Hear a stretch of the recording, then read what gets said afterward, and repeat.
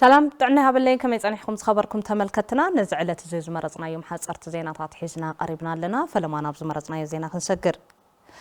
ጳጳስ ካቶሊካዊት ቤተክርስቲያን ዓድግራት አቡነ ተስፋ ስላሴ መድህን ኣብ ልዕሊ ህዝቢ ትግራይ ዝተፈጸመ ጆኖሳይድ ፍትሒ ክረክብ ሓቲቶም ጳጳስ ካቶሊካዊት ቤተክርስቲያን ዓድግራት ኣብ ንአይሪሽ ኒውስ ኣብ ዝሃብዎ መብርሂ ብሰንኪ ኣብ ልዕሊ ትግራይ ዝተፈጸመ ጆኖሳይዳዊ ኩናት ህዝቢ ትግራይ ኣብ ሓደጋ ጽንተት ይነብር ከም ዘሎ ኣነጺሮም ብሰንኪ ጆኖሳይዳዊ ኩናት ልዑል ቁጽሪ ዘለዎ ሰብ ከም ዝጠፍአ ዝለዓለ መጠን ዘለዎ ጾታዊ መጥቃዕትን ምጉዳል ኣካልን ከም ዘጋጠመን ከምኡውን መሰረተ ልምዓት ምንጭታት ቁጠባን ከም ዝዓነወ ብሪሆም ዋላኳ ብዝተገበረ ስምምዕነት ተኽሲ ደው እንተበለ ህዝቢ ትግራይ ብሰንኪ ጽንተታዊ ኩናት ካብ ዝኣተወ መከራ ከም ዘይወፀን ሰብኣዊ ኩነታቱ ኣብ ኣዝዩ ሕሱም ደረጃ ከም ዘሎን ገሊጾም ብሰንኪ ሳዕቤ ናይቲ ጽንተታዊ ኩናት 1.3 ሚልዮን ተማሃሮ ናብ ቤት ትምህርቲ ከም ዘይተመለሱን ናይ ምምሃር መሰል ምክልካል ቅቡል ከም ዘይኮነን ኣገንዚቦም ማሕበረሰብ ዓለም ዘይፍትሓዊ ተግባራትን ጥሕሰታትን እናተፈጸሙ እናረኣየ ስቕታ ዝመረጸሉ ምክንያት ግልጽ ከም ዘይኮነን በደል ዝበጽሖ ሕብረተሰብ ንብድልነቱ ኣፍልጦ ዘይምሃብ ንኸይሓውን ቃንዛታቱ ጸይሩ ንኽቕጽልን ዝገብር ምዃኑ ድማ ኣፍሊጦም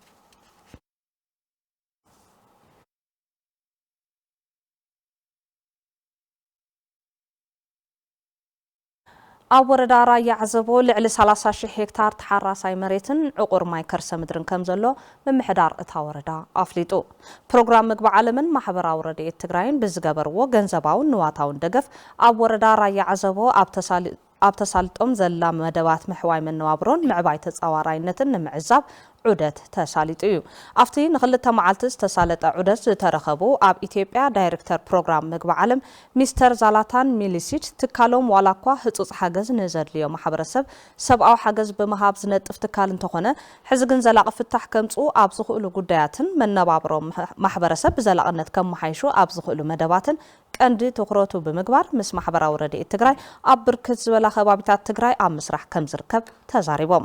ኣብ ጣብያታት ጸግዓን መቻረን ካብ ዝሓለፈ ዓመት ጀሚሩ ዝተሰርሑ ስራሕቲ ተዘዋዊሮም ዝተዓዘቡ እቶም ዋና ዳይሬክተር ትካሎም ብዝገበሮ ውስን ሓገዝ መነባብሮ ሕብረተሰብ ተለዊጡ ምርኣዮም ከም ዝሐጎሶምን እቲ ብኣካል መጽኦም ዝተዓዘብዎ ስራሕቲ ድማ ንኻልእ ከባቢ ከም ተመክሮ ከም ዝውሰድ ገሊጾም ዋና መሓዳሪ ወረዳ ራያ ዓዘቦ ኣይተ ተስፋይ ተፈሪ ኣብታ ወረዳ ልዕሊ 30,000 ሄክታር ተሓራሳይ መሬትን ዕቁር ማይ ከርሰ ምድርን ከም ዘሎን ሰኣን ዓቕምን ቴክኖሎጅን ዘለና ሃፍተገነት ኣይተጠቐምናሉን ኢሎም ኣብ ጣብያ መቻረ ብሓገዝ ማረትን ፕሮግራም ምግቢ ዓለምን ዝተኳዓታ ንልዕሊ 400 መራሕቲ ስድራ ተጠቀምቲ ዝገብራ 4 ዓመቕቲ ጎዳጉዲ መስኖ ማይ ሓዊሱ ኣብ ብርክት ዝበላ ጣብያታት እታ ወረዳ ብሰብ ሃፍቲ ብዓርሰ ተበግሶን ብማሕበር ብዝተወደቡ ሓረስቶትን ዝኳዓታ ዘለዋ ጎዳጉዲ ተስፋ ዝህባን ንህዝብና ካብ ድኽነት ዘውፃን ስለ ዝኾና ተጠናኺሩ ክቕጽል ኢሎም ተጠቀምቲ ሓረስቶት እተን ጣብያታት ብወገኖም ማረትን ፕሮግራም ምግቢ ዓለምን ንዝገበርዎ ኩሎም መዳያዊ ሓገዝ ብምምስጋን እቲ ሕዚ ጀሚሮምዎ ዘለዉ ከይዲ ልምዓት ብዝበለጸ ንኽጠናቐር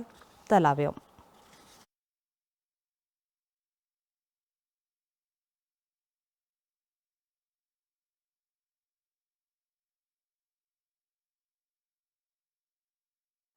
ምምሕዳር ወረዳ ብዘት 54 ደቂ ኣንስትዮ ዝርከብኦም 84 ስድራ ስዋኣትን ምልስ ተጋድልትን መስርሕን መሸጥን ዝውዕል መሬት ዓዲሉ ተጠቀምቲ ትዕድል ብግድኦም ተጀሚሩ ዘሎ ተጠቃምነት ስድራ ስዋኣትን ሃርበኛታትን ብምምስጋን ንቐጻሊ መሬት መሃብ ጥራሕ ዘይኮነስ ኩለ መዳያዊ ድጋፍ ንኽግበረሎም ሓቲቶም ምምሕዳር ወረዳ ብዘት ጸገም መንበርን መስርሕ ቦታ ስድራ ስዋኣትን ሃርበኛታትን ንምፍታሕ ሃፍተ ገነት ከባቢኡ መሰረት ገይሩ ይሰርሕ ከም ዘሎ ሓላፊ ቤት ጽሕፈት ኮሚሽን ሃርበኛታት ወረዳ ብዘት ጉዕሽ ተስፋ ማርያም ገሊጾም እቶም ሕቶ ተጠቃምነት ስድራ ስዋኣትን ሃርበኛታትን ብዘላቕነት ንምፍታሕ ብመሰረት ዝወፀ መምርሒ ኮሚሽን ሃርበኛታት ተጠናኺሩ ከም ዝቕጽሉን ኣይተ ጉዕሽ ገሊጾም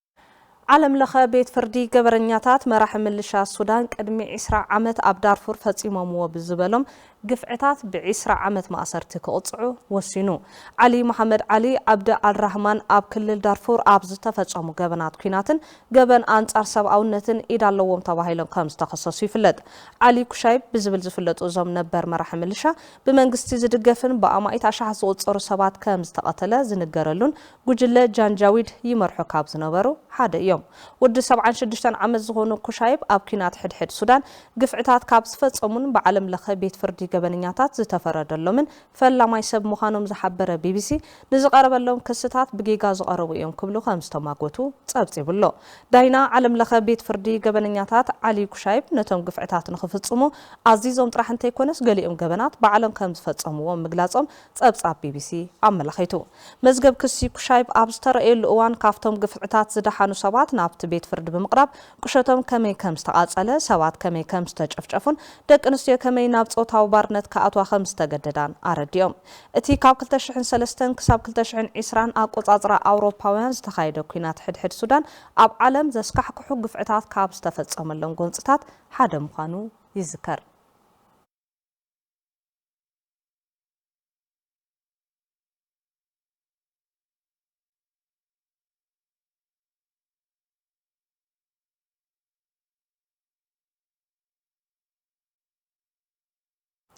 ናብናይ ወፃ ዜና እንትንሰግር ፕሬዚደንት ኣሜሪካ ዶናልድ ትራምፕ ንመራሕቲ ሃገራት ኣውሮፓ ድኹማት ክብሉ ወቂሶም እቶም ፕሬዚደንት ኣሜሪካ ንዩክሬን ትገብሮ ዘላ ደገፍ ክትቅንስ ከም ትኽእል እውን ገሊጾም ኣለው ምስ ናይ ኣሜሪካ ጋዜጣ ፖለቲካዊ ዲጂታል ስፍሕ ዝበለ ርእሰ ጉዳይ ብምልዓል ቃለ መሕተት ዝገበሩ ፕሬዚደንት ትራምፕ መራሕቲ ሃገራት ኣውሮፓ ኣብ ምብስባስ ዝርከቡ መራሕቲ እዮም ክብሉ ወቂሶም መራሕቲ ሃገራት ኣውሮፓ ኣብ ምቁፅጻር ዘይሕጋዊ ስደት ይኹን ዩክሬን ሩስያን ዘካይድኦ ዘለዋ ኩናት ጠጠው ንኽብል ተግባራዊ ስጉምቲ ኣይወሰዱን ብምባል ዩክሬን ከም ሃገር ክሳብ ትወድቕ ክትዋጋእ ገይሮም ክብሉ ወቂሶም መራሕቲ ሃገራት ኣውሮፓ ዘይቋርጽ ጻዕሪ እማመ ሰላም ኣሜሪካ ውጽኢታዊ ክኸውን ክሰርሑን ኣሜሪካ ኩናት ሩስያን ዩክሬንን ጠጠው ክብል ንዘለዋ ተበግሶ ክድግፉ ይግባእ ኢሎም ንወቀሳ ትራምፕ ምላሽ ዝሃባ ወፃእ ጉዳይ ሚኒስተር ዩናይትድ ኪንግደም ዩቬት ኩፐር ኣብ ሰራዊት ምክልኻል ዝግበር ኢንቨስትመንትን ንዩክሬን ዝግበር ዘሎ ፋይናንሳዊ ደገፍን ጥንካረ ሃገራት ኣውሮፓ እዩ ክብላ ኣገንዚበን